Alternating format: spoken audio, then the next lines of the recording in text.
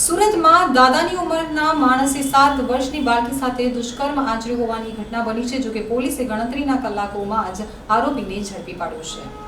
7 વર્ષની બાળકી સાથે જાતીય સતામણી કરી દુષ્કર્મ આચર્યા અંગે કોઈને જાણ નહીં કરવા માટે ધમકી આપનાર આરોપીની સુરત લિંબાયત પોલીસે ધરપકડ કરી લીધી છે. આરોપી મહેન્દ્ર શાહની ઉંમર 52 વર્ષ છે. દાદાની ઉંમરવાળા વ્યક્તિએ 7 વર્ષની માસૂમ બાળા સાથે દુષ્કર્મ આચર્યું હતું.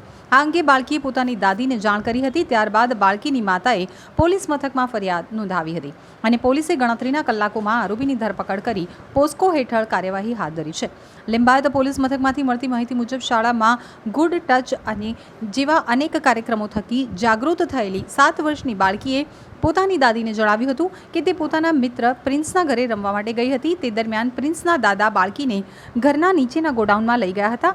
ત્યારબાદ પીડિત બાળકીને ખોળામાં બેસાડી જાતીય સતામણી કરી હતી. ફક્ત એટલું જ નહીં, બાળકીએ દાદીને જણાવ્યું કે દાદાની ઉંમરના વ્યક્તિએ તેની સાથે દુષ્કર્મ આચર્યું હતું.